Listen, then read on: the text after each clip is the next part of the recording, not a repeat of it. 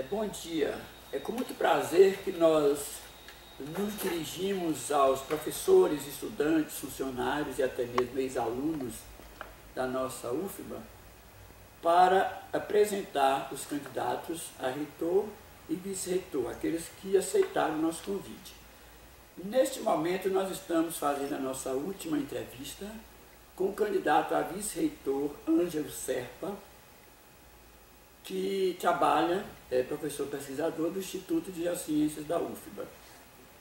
Nós começaremos pedindo ao candidato para, em poucos minutos, fazer um brevíssimo resumo sobre o seu histórico aqui na universidade, sobre a sua visão de mundo, e se quiser falar um pouquinho sobre o programa, sim, mas isso é completamente dispensável, porque o candidato a reitor da chapa dele, Nelson Preto, já fez com maestria essa exposição.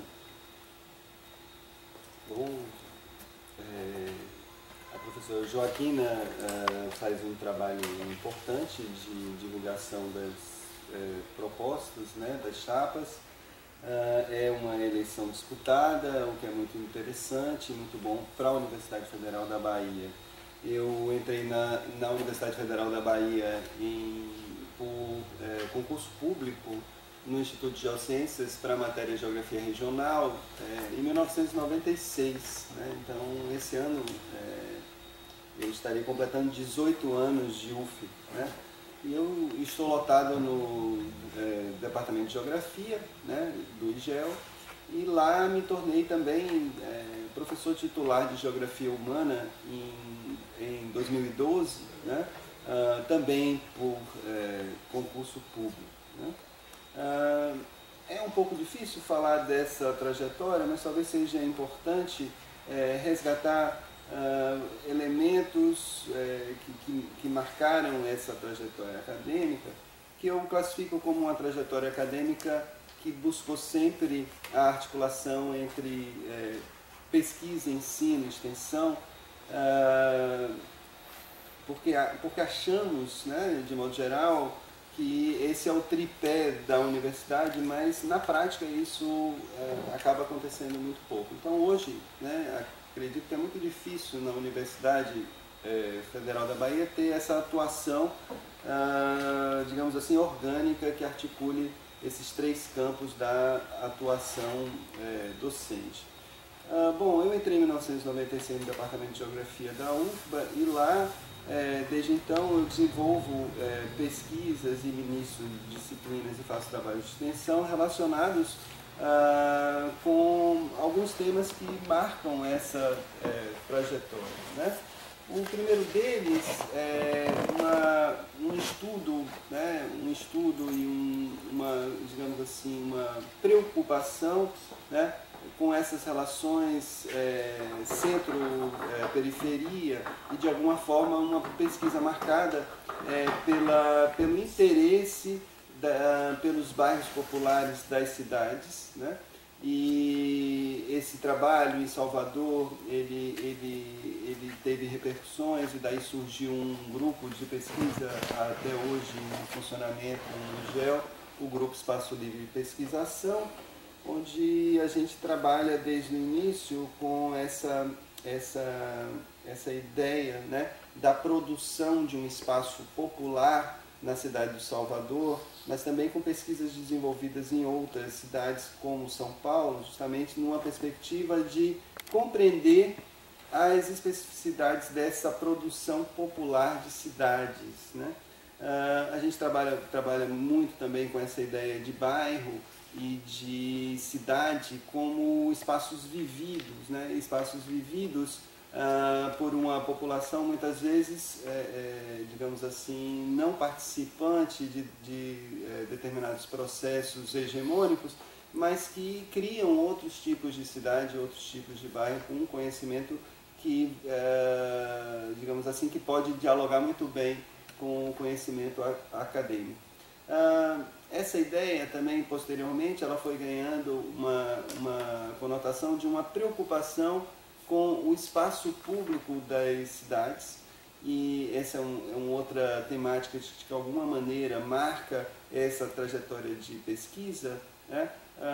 O espaço público compreendido não somente em sua dimensão física concreta, mas também o espaço do encontro, o espaço da articulação política, né? E que pressupõe naturalmente a existência de uma esfera pública urbana, né? Que possibilite esse encontro de diferentes e essa produção de um espaço de fato público. Então, essa talvez seja um ponto de partida para dizer que essas duas temáticas, elas marcam bastante a minha trajetória de pesquisa, né? Tanto a questão das periferias e dos espaços populares das cidades e também a questão do espaço público na cidade contemporânea, né? Em termos acadêmicos, eu me formei na Universidade Federal do Rio de Janeiro e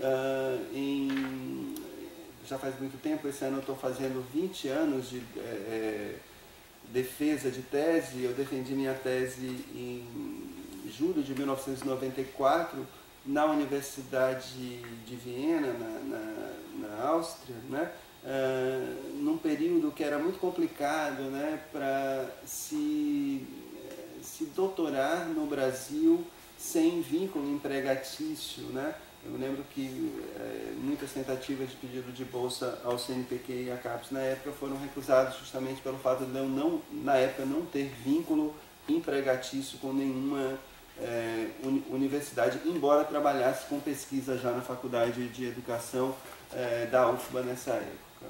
Bom, essa experiência de doutorado, ela tem a ver justamente com esses temas que eu acabei de colocar, né? Essa ideia, né, de apropriação e uso dos espaços livres públicos, com especial atenção para os parques urbanos, tanto em Viena, na Áustria, mas também eu fiz estudos de caso em Salvador e São Paulo. Bom, com essa tese concluída, eu volto ao Brasil, né, numa expectativa inclusive de poder me integrar a alguma universidade, especialmente a possibilidade de voltar para casa, de voltar para Salvador. Foi quando finalmente eu me submeti em 1996 a esse concurso público no IGEL. Bom, em 2002, 2003 também eu fui à França, a Paris, fazer um pós-doutorado na Universidade de Paris 4, Sorbonne, com o professor Claval.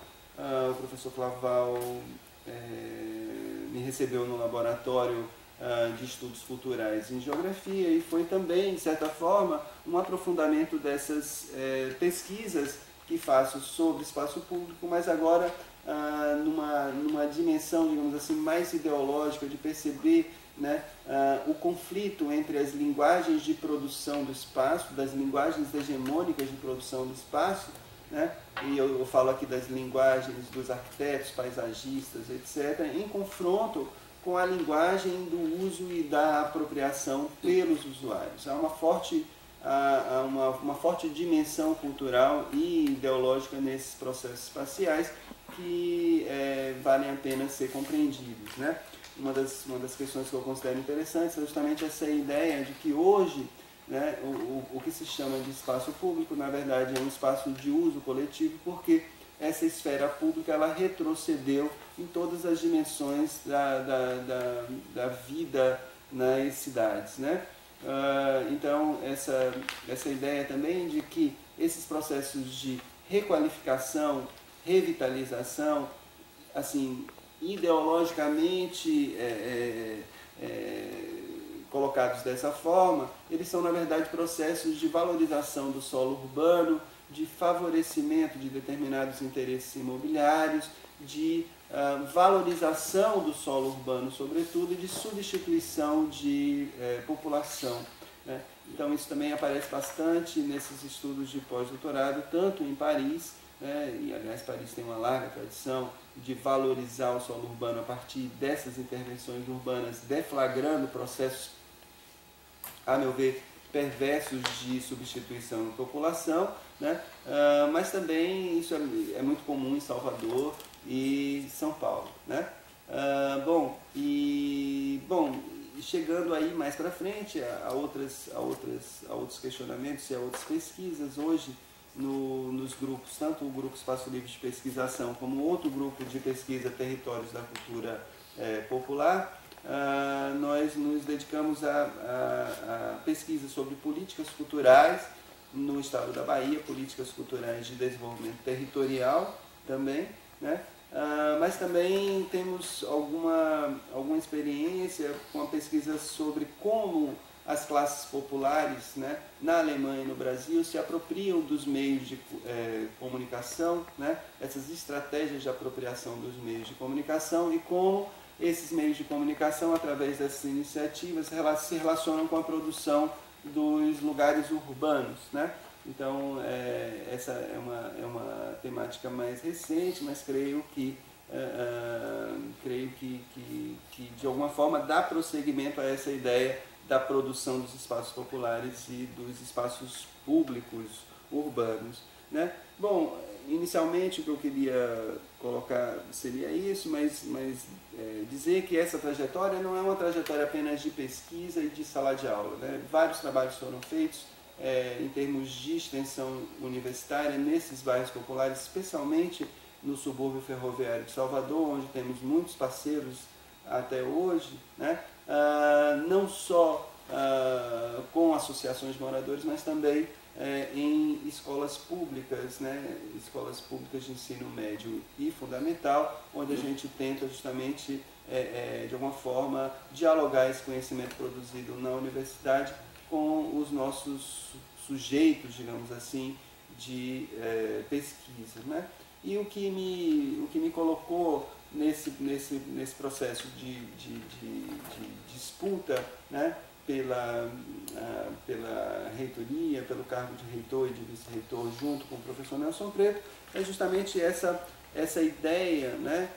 O professor Nelson Preto também tem uma carreira acadêmica notória e muito interessante, que articula dimensões de ensino, pesquisa e extensão, mas essa ideia de que nós, professores universitários, também somos sujeitos políticos e somos militantes, né? Não necessariamente é possível separar essas coisas. Eu acho que quando a gente escolhe um caminho, um objeto de pesquisa, a gente também, de alguma forma, a gente faz escolhas políticas.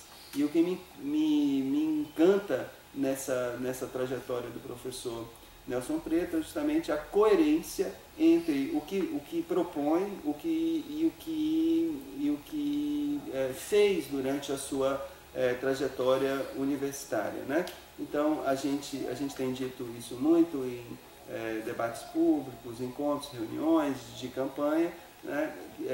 Que é muito importante, porque muitas vezes os programas e as ideias parecem similares, mas para nós é muito importante que quem votar nas eleições para reitor e vice-reitor, e a gente espera que essa presença nas urnas seja maciça, né? Que verifique de fato a trajetória dos candidatas a reitor e vice-reitor da UFBA, porque parece, né, que a gente defende dois princípios que podem ser defendidos por quaisquer pessoas que estejam na universidade, ou seja, autonomia, né, autonomia universitária, e eu acho que essa é uma questão importante para nós, né, mas a questão da autonomia também que respeite e enalteça as diferenças. Para nós, a universidade é um lugar do encontro e também do confronto de diferenças, obviamente, com respeito à possibilidade de acesso a uma esfera pública universitária que a gente considera importante para o dia a dia da instituição. Professor, de acordo com sua visão, de acordo com a sua visão pessoal, quais os principais pontos positivos da atual administração da UFBA? Quais os aspectos negativos ou que críticas o senhor faria à gestão da professora Dora?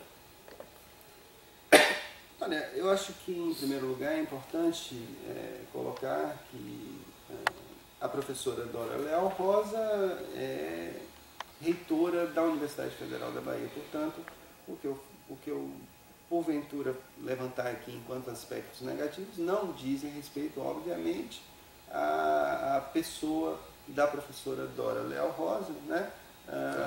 Claro. Mas o que estaremos julgando aqui é a sua gestão e o seu governo, digamos assim, nos últimos 4 anos, né? Eu acho que a professora Dora Leal Rosa representou um processo de continuidade de alguns processos iniciados há pelo menos 12 anos atrás, né?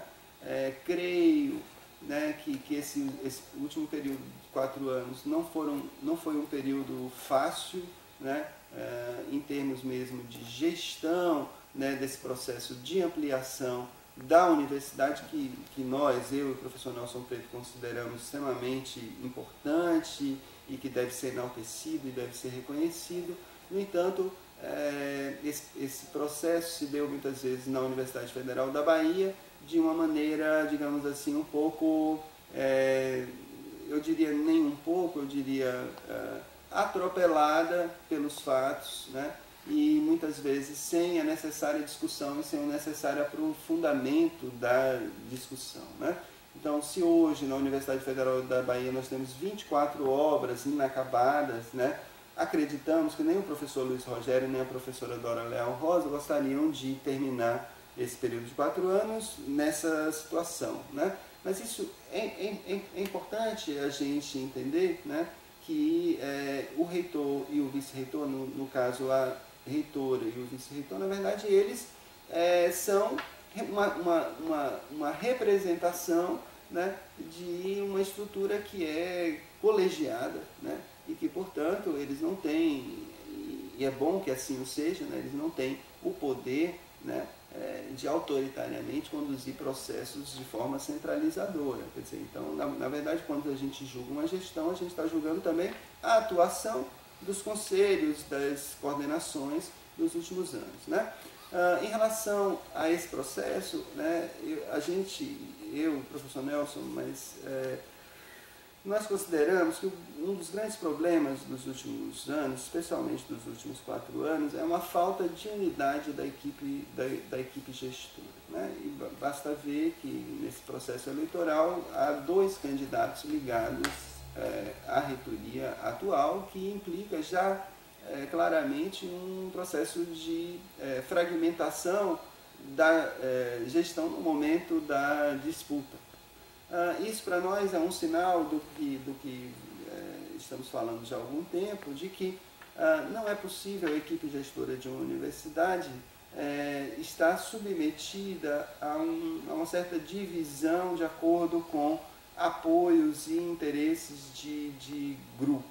Creio que todos os pró-reitores da gestão atual estão ali por mérito, mas é muito complicado você ver uma gestão onde a pró-reitoria de graduação não se entende muito bem com a pró-reitoria de pesquisa, pós-graduação, e a gente vê que os conflitos são muitos, os conflitos internos, né? E eu acho esse um dos aspectos negativos principais da gestão atual, né? Justamente essa fragmentação interna e essa falta de articulação de uma equipe coesa que de fato consiga gerir e avançar em alguns pontos. Professor Ângelo, eu acho que isso talvez seja um problema que não se possa controlar.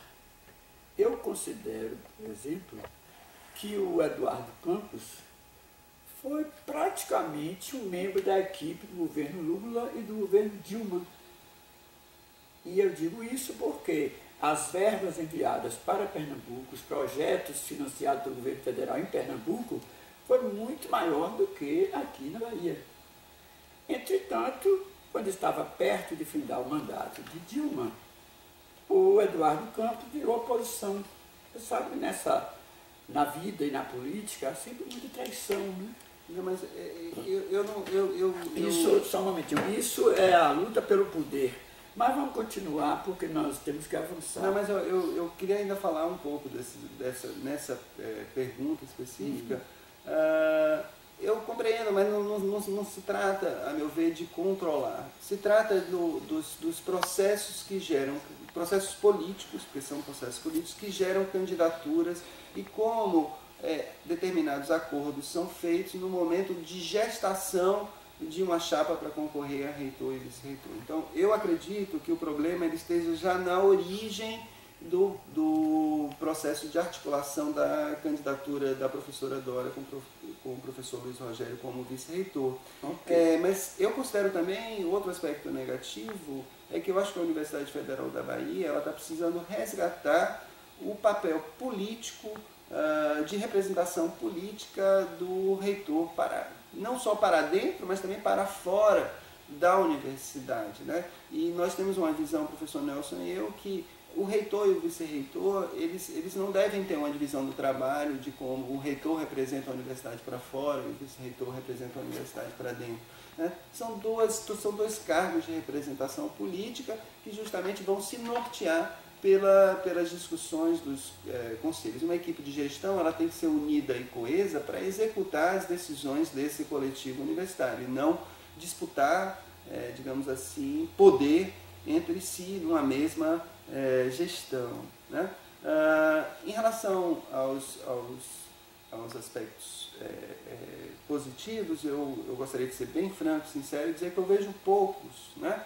Mas talvez um dos aspectos positivos principais em relação à atuação do reitorado atual, especialmente da professora Dora Leal Rosa, eu fiquei digamos assim, contente, satisfeito da forma como a reitoria se portou, né, se posicionou em relação à greve docente nos últimos, eu não me lembro mais quando é que foi isso, né? Acho que foi um ano e meio 2012. atrás. 2012, né? Foi, se eu não me engano, em maio de 2012 a gente já estava em greve, né? E eu me lembro que eu acompanhei uma reunião do Conselho Universitário, né, como público, e onde a professora Dora Leal Rosa se comportou de uma forma realmente muito importante, muito interessante, de não se imiscuindo nos assuntos docentes, né? Embora tenha sido muito pressionada para fazê-lo, né? Então, acho que isso é uma postura que a gente realmente acredita que deva ser a postura de um reitor ou de uma reitora, né? A entrevista em que um entrevistador entende profundamente, vivencia profundamente a vida universitária, no meu caso há 40 e tantos anos, ela se diferencia da entrevista feita por um jornalista, que o jornalista é uma pessoa de fora, nem que ele queira comentar, analisar, ele não pode, não tem a cultura necessária. Então eu fico livre para dizer, vocês colocam um entrevistado. Não, eu me coloco fazendo um diálogo com o meu colega entrevistado. E eu não posso deixar de dizer que eu fiquei bastante positivamente surpresa com a posição da professora Dora. E eu não esperava. Não esperava porque me parece que ela não era uma professora de frequentar assembleias. Ela não tem vivência de movimento de pressão dentro da UFBA. E, no entanto, ela se portou realmente maravilhosamente bem, reconhecendo a importância, o valor da oposição que fez aquela greve, comandou uma greve que, acho que pela primeira vez no mundo, nós tivemos uma greve de uma categoria sendo confrontada pela diretoria do sindicato dessa categoria. Uma greve em que a diretoria do sindicato era para nós uma representação do governo federal, portanto se confrontava, mas confrontava de uma forma extremamente até agressiva contra os que estavam militando. Eu fiquei estarrecida porque todos sabemos que o sindicato nasceu exatamente desde a sua origem para defender interesses corporativistas, para estimular em momentos de grave necessidade, exatamente aquele instrumento mais importante para o trabalhador, que é a greve. Então eu achei extremamente surrealista. E a reitora, se fosse uma reitora atrasada politicamente, ela diria, não, eu só aceito aqui em audiência se tiver acompanhado pela direção do sindicato. Ela sabia de tudo e ela deu pleno apoio ao comando de greve, a representação do comando foi fantástica. Eu, às vezes, critico a professora Dora porque me é próprio, como ser pensante e capaz de observar as coisas, criticar. Eu não entendo uma universidade sem estímulo, inclusive à crítica e à criatividade. Mas, realmente, ela está de parabéns. Vamos continuar aqui, professor, lhe perguntando qual, na sua opinião, qual o papel da arte e da cultura no âmbito das atividades educacionais de nível superior?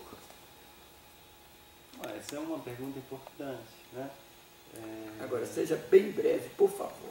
É muito difícil ser tão breve com uma pergunta rica como essa, mas eu tento. Eu acho que a Universidade Federal da Bahia, desde as suas origens, né, ela tem um protagonismo no campo artístico-cultural, né? E esse protagonismo até hoje ele existe, é uma produção artística cultural incrível na Universidade Federal da Bahia. A Universidade Federal da Bahia forma músicos, profissionais de dança, profissionais de teatro, né, profissionais de belas artes há muito tempo, há muitas décadas, né? Então é muito interessante, por exemplo, a quantidade hoje de atores e atrizes baianos em cena fora da Bahia, inclusive, né? E com reconhecimento em alguns casos até fora do país, né? No entanto, eu acredito que essa experiência ela tem sido muito pouco explorada nos últimos tempos, né?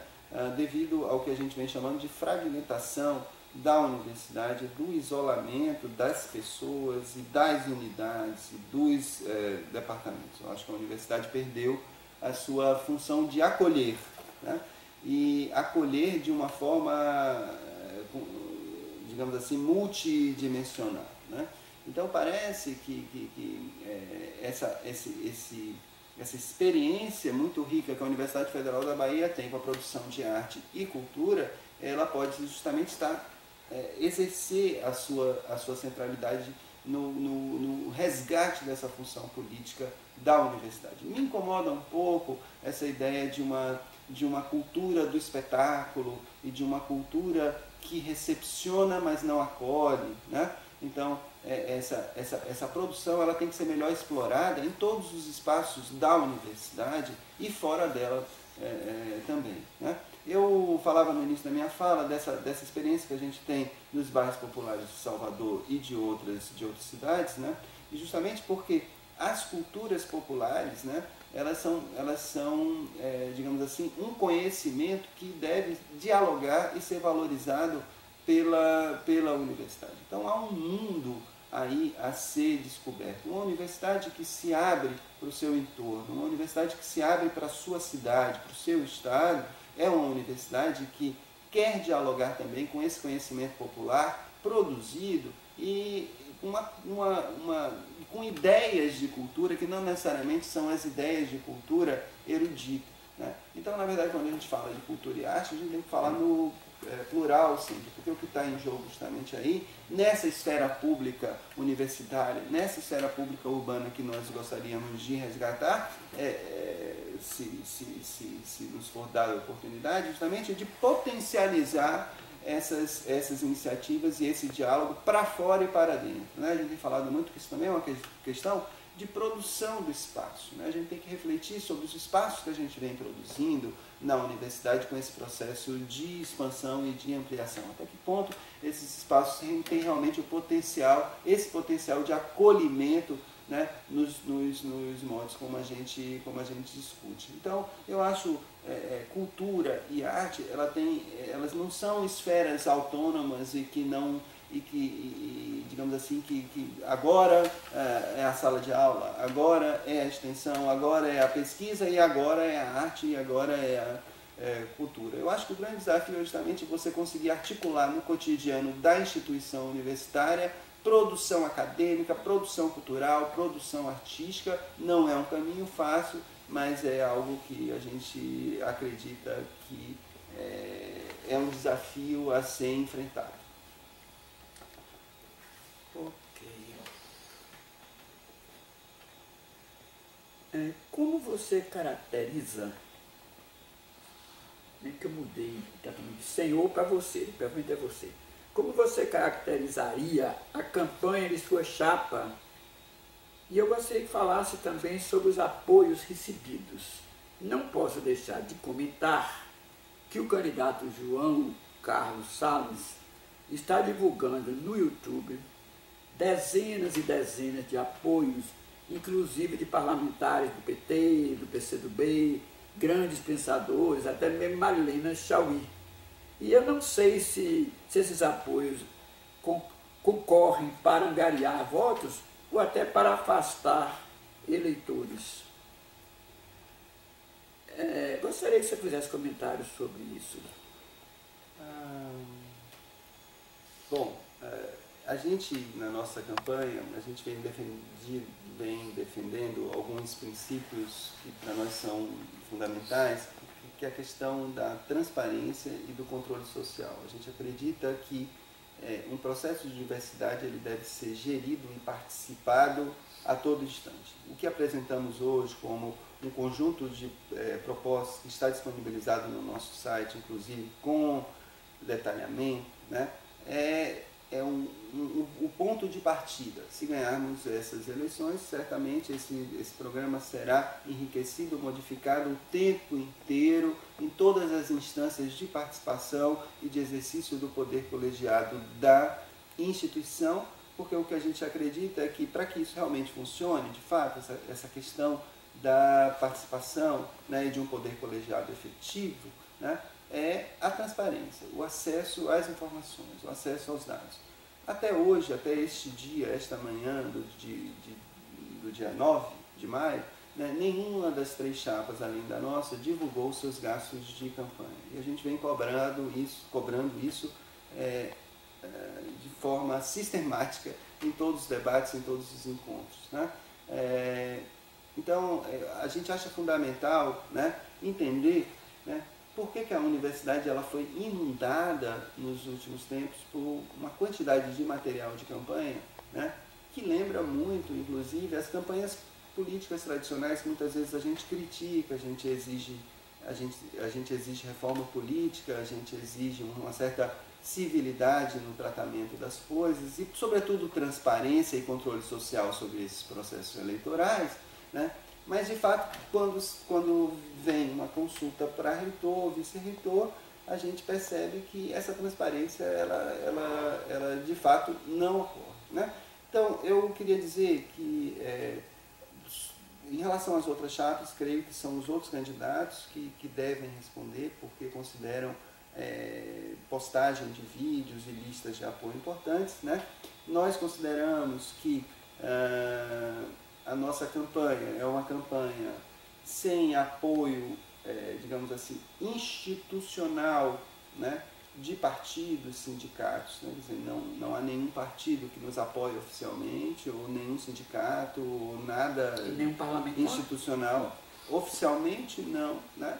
Embora a gente tenha, na nossa campanha, no nosso comitê de campanha e nos nossos apoiadores mais próximos, gente que muitas vezes é filiada a partidos. Mas a questão não é essa, me parece. A questão é que nós vivemos numa sociedade que é organizada, sim, em partidos, em sindicatos. Quer dizer, então, quando a gente eu acho uma discussão estéril, né, falar que se um partido apoia uma chapa ou outra, eu acho legítimo que os partidos se posicionem, né? O que nós não achamos legítimo é que esse apoio tenha alguma conotação de, digamos assim, de uma troca, né? Assim, se isso ocorre, e eu não estou dizendo aqui de modo algum que isto ocorra, né? Mas se isto ocorresse, e se isso por acaso ocorre, a gente considera grave, porque eu acho que um apoio ele não deve ser negociado. O apoio é um apoio, ninguém deve recusar apoios, mas não se deve estabelecer condições a priori que legitimem esse apoio, né? Quer dizer, então, eu quero dizer muito claramente que todos os nossos apoios, né, que se posicionam nas listas, que se posicionam publicamente, estão conosco não porque estamos negociando o que quer que seja com essas pessoas. Então todos os apoios são bem-vindos, nós temos apoios de parlamentares também, né? Mas garanto aqui que esse apoio é de uma forma republicana, né? E que não há dinheiro, por exemplo, de verba parlamentar ou de partido financiando a nossa campanha, né? Então, isso significa também que nossa campanha ela é uma campanha pobre, ela é uma campanha que visivelmente nos campi da UFBA, né, aparece menos em termos de material de propaganda, em termos de faixas, em termos de coisas assim, né? Temos dúvidas se as pessoas devem, acho legítimo também, mas temos dúvidas, e é legítimo ter dúvidas também, né? Se as pessoas devem se posicionar dessa forma, assinando listas e gravando vídeos, embora a gente também não tenha nada contra isso, né? Então, eu queria só ressaltar isso, né? Quer dizer, a questão não é o apoio dos partidos parlamentares, dos sindicatos, mas é a forma como esse apoio vem, né? E para nós, e eu falo por nós, por mim, professor Nelson Preto e por todos aqueles que nos acompanham nisso, né? Para nós é muito importante que haja transparência, né, nos gastos de campanha, e a gente gostaria muito de saber dos gastos das campanhas das outras 3 chapas, porque nós, como financiamos nós mesmos a nossa campanha, do salário e da boa vontade dos professores que nos acompanham e dos nossos salários também, né, a gente sabe que isso tudo tem um custo muito elevado, né? A gente está sentindo isso na própria pele, né? Então seria muito republicano e de extremo bom gosto e favoreceria muito o debate nessa esfera pública que eu defendo para a cidade e para a universidade, que os demais candidatos divulgassem de modo transparente os seus gastos de campanha e a fonte desses recursos. Muito bem, isso tem que ser cobrado. Eu me lembro que na campanha do reitor Felipe Serpa, eu fui tesoureira e nós cobramos tudo, um livro caixa, receitas e despesas, as doações com os nomes das pessoas. Naquela época eu não usei CPF, mas eu acho até importante usar, etc. E devo, aproveitando a oportunidade, dizer que o expositor deve gastar 15 a 20 mil nesse trabalho que ele está fazendo na tentativa de levar a campanha eleitoral do momento na UFBA a dar um salto de qualidade substancial. E quem está financiando a Expogel? Não. O dinheiro da Expogel é para outras coisinhas que estão na sua finalidade essencial, que é combater preconceitos e concentração da renda nacional nas mãos de poucos. Eu tenho certeza que quem vai financiar, até porque já andei fazendo umas sondagens na Petrobras, CPRM, Geociências, são os ex-alunos, os meus queridíssimos ex-alunos, que ao ligar para alguns e dizer que eu dependo deles para fazer esse trabalho, eles simplesmente falaram, sempre incansável, né, professor? Faça o orçamento, manda uma carta explicando que aqui na Petrobras, Glória e Oscar vão pedir aos outros. No Geociências, a vice-diretora vai pedir aos outros. E assim vai. Corre o risco até de sobrar um pouco de grana. E se sobrar é bom, porque nós temos tantos projetos a realizar. E o compromisso do Expogel também é que, se faltar, o Expogel completa. Bom, com relação à participação da comunidade acadêmica na gestão universitária, que medidas o senhor propõe para que os conselhos superiores venham a ser, de fato, instâncias efetivamente democráticas? Devo ressaltar que, na nossa opinião, aquele conselho não é nada democrático. Eu já participei do CONCEP, já participei como vice-diretor em exercício do CONSUNE, e é muito raro um diretor ou um representante ouvir a base representada antes de tomar decisões cruciais para o futuro da universidade. Então, se ao ser eleitos eles vão decidir apenas ouvindo a consciência deles, esse órgão é eminentemente antidemocrático. Por outro lado, eu aproveito aqui para uma outra pergunta que tem a ver. Nós achamos que a UFBA e todos os setores do Brasil desprezam a energia dos aposentados, a energia, a cultura, o saber acumulado dos aposentados.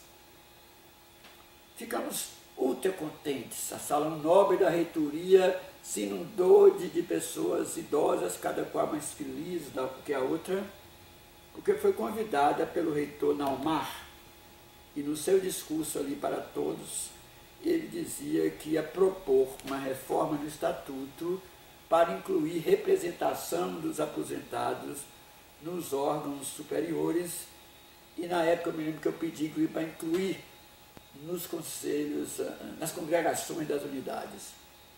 Mas, não obstante de todos os reitorados que eu presenciei, eu atribuí ao Dinaumar a nota maior. Como ser pensante, eu tenho críticas. E a minha capacidade de crítica me leva a concluir que aquele evento que trouxe tanta satisfação, que certamente elevou tanto a autoestima dos aposentados, era uma mera peça eleitoreira. Eu gostaria que respondesse se acha que os aposentados devem contribuir, de que forma está pensando a sua chapa e sobre como democratizar este Conselho Superiores. São perguntas importantes. Eu queria só falar, né, uma experiência minha, né, lá na coordenação do programa de pós-graduação em Geografia entre os anos de 2003 e 2007, quando eu assumi em 2003 a coordenação, o programa passava por uma crise justamente por aposentadorias que não foram repostas, vagas, né? Então nós éramos o menor mestrado em Geografia do país, né? Na época nós éramos 8 professores do mestrado, dos quais 6 eram professores já aposentados e que, no entanto, colaboravam com a gente, sem os quais o mestrado em Geografia não existiria mais hoje, né? Então essa foi uma luta muito grande, né? Porque se sabe que disputa por vagas de docentes na universidade não é algo simples, né?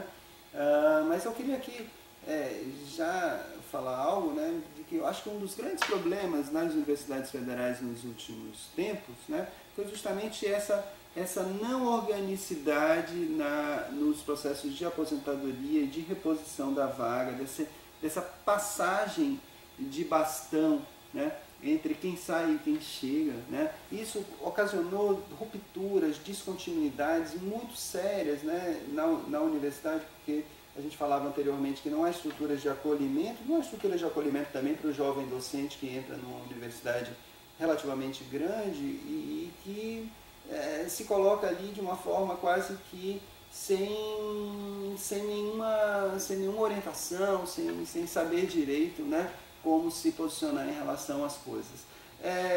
Eu acho que essa experiência dos aposentados, dos professores aposentados, eu poderia nominá-los aqui todos, né, lá no Departamento de Geografia, ela foi fundamental para a consolidação do programa de pós-graduação em Geografia. Hoje, em 2014, o programa tem completo, ele tem doutorado, ele é avaliado com conceito 4 pela CAPES, né, recuperou a nota 4, e acredito que essa experiência no mestrado em Geografia, ela mostra claramente como os aposentados, eles são, de fato, algo não, né, porque são pessoas, é um material humano, digamos assim, são recursos humanos que a universidade não pode, de modo algum, menosprezar, né?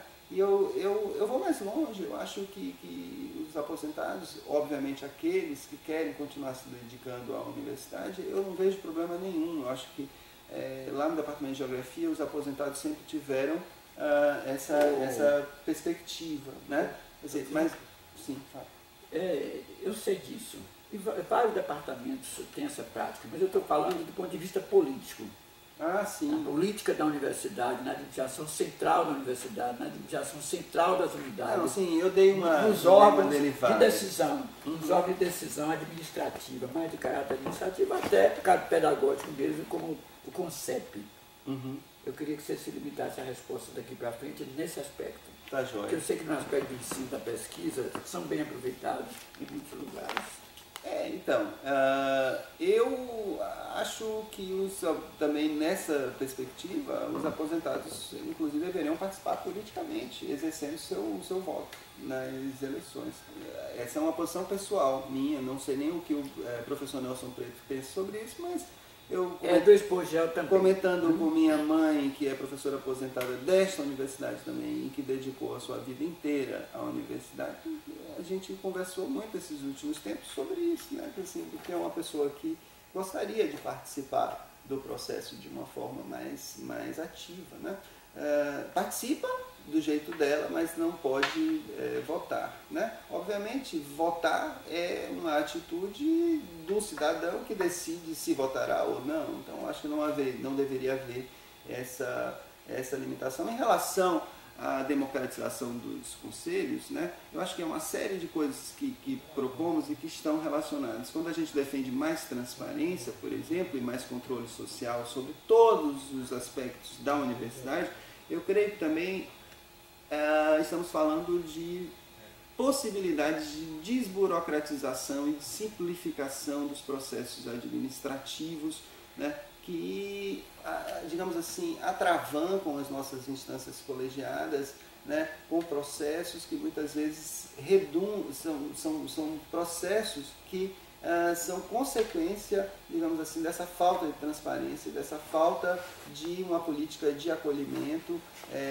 Obviamente, isso pressupõe também uma modernização da estrutura tecnológica da universidade, né? E isso pressupõe também refletir sobre aquilo que falávamos antes de uma política espacial para essa universidade. Bom, então, participação ela só é possível com informação e, de preferência, desburocratizando os processos de gestão administrativa da universidade. Então, creio que hoje todas essas instâncias, congregações, conselhos, etc., estão precisando ser oxigenados e, digamos assim, libertos dessa quantidade de processos que muitas vezes atravancam as discussões que considero importantes, né, de um projeto de universidade que realmente contamine a universidade inteira, né?